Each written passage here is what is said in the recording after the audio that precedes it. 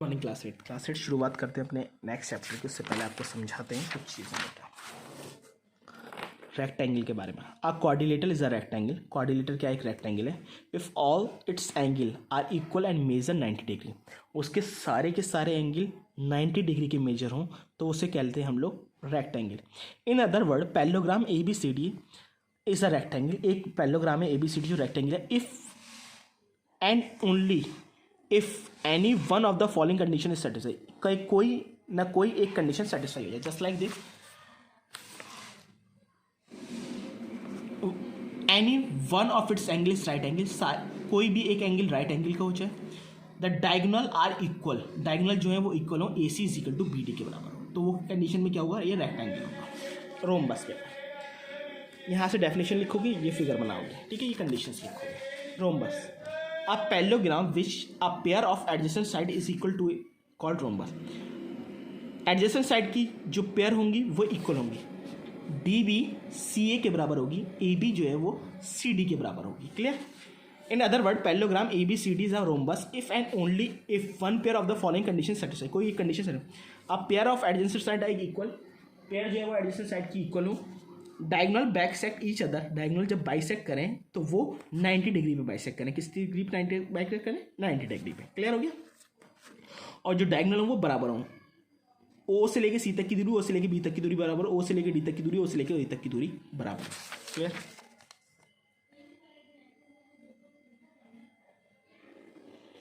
Square, a quadrilateral is called a square. Quadrilateral क्या है, square if all the side and all the angle are equal, उसकी सारी side और सारे angle equal हो। इन other word, अगर हम दूसरे वर्ड में माने, quadrilateral square if and only if the following condition is satisfied. अब कोई कंडीशन सेटिस्फाई करें, कैसे, डायगोनल बाइसेक्ट जब करें O A is equal to O C के बराबर हो, O D is equal to O B के बराबर हो।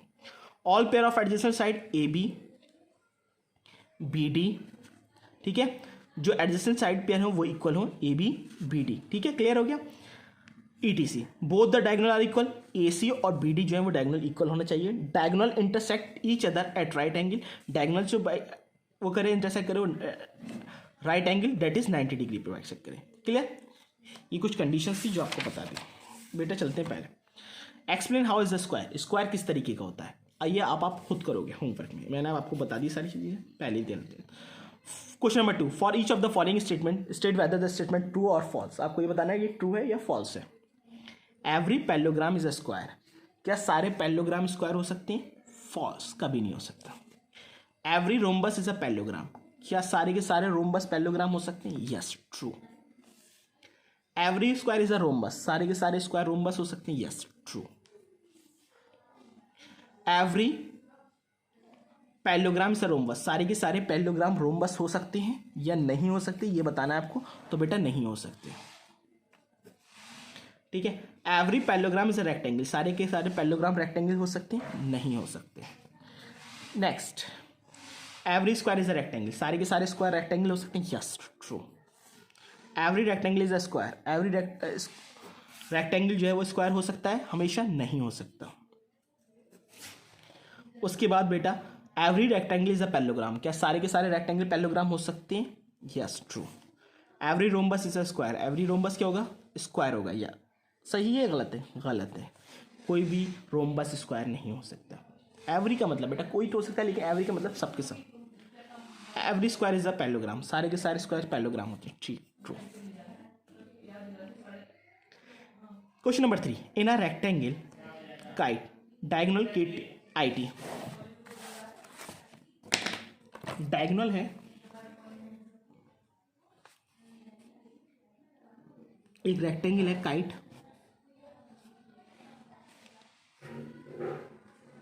काइट KT 13 सेंटीमीटर, KT जो है वो आपको 13 सेंटीमीटर दे रखा है। ठीक है बेटा। IT जो है आपको 5 सेंटीमीटर की दे रखी है।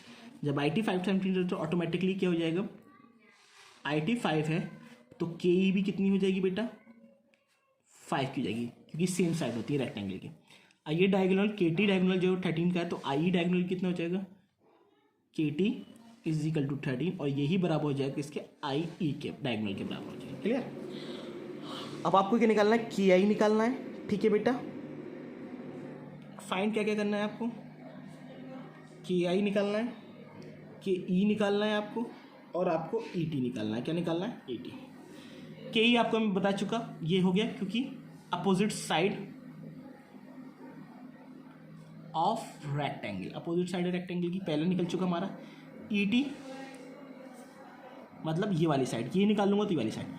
बेटा आप देख रहे हो यहाँ पर ये बनना है एक ट्राइंगल के आई टी, एक ट्राइंगल बनना है, ठीक है, जिसका एंगल आई जो है वो 90 डिग्री है। तो पाइथागोरस थ्योरम लग जाएगी। के टी का स्क्वायर किसके बराबर होगा?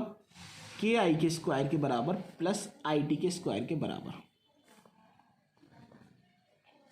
के आई आपको गिवन नहीं है तो आप यहाँ पे एक्स मान लिया, x square is equal to आपको आई टी गिवन है कितना? 5 का स्क्वायर हो जाएगा 13 का स्क्वायर 169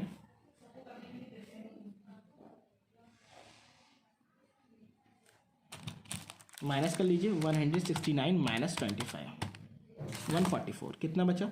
169 में से 25 को घटा देंगे आप तो 444 बचा और x इज इक्वल टू 12 हो जाएगा। कितना हो जाएगा? 12। तो मतलब आपके क्या हो निकल आया बेटा यहाँ पे k i is equal to 12 is equal to e t, क्योंकि opposite side of rectangle.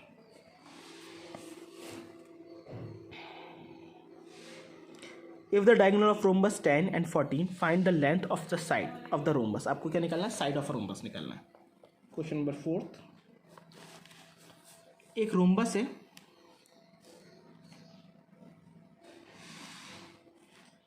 P Q R S मान लिया, जिसको डायगोनल जो है वो दे रखा है आपको 10 और 14। कितना दे रखा है? एक तो 10 दे रखा है और एक 14 दे रखा है। क्लियर बेटा? एक साइड निकालनी है। समझ में आ गया बेटा? ये 90 डिग्री पे मैंने आपको बताया ही था बेटा, रोम्बस का जब भी करेगा तो 90 डिग्री पे करेगा। किस पे करेगा? 90 डिग्री पे। 10 है तो ये 5 को हो जाएगा, ये भी 5 को हो जाएगा, ये 7 को हो जाएगा और ये 90 डिग्री का होता है। तो यहाँ पर भी पाइथागोरस लगा लोगे, यहाँ ओ मान लो in triangle p o S.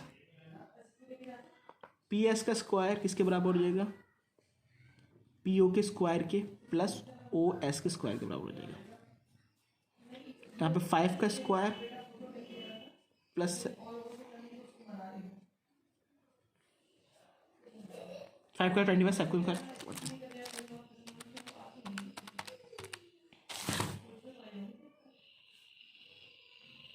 कितना निकला?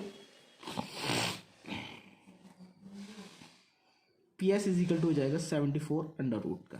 क्लियर? इसको प्राइम फैक्टराइजेशन करते हैं हम लोग।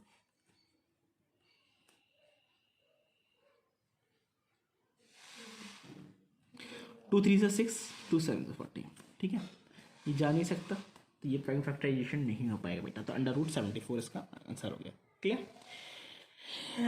बाकी के रिमेनिंग पार्ट आप होमवर्क में करोगे। ठीक है, थैंक यू क्लास।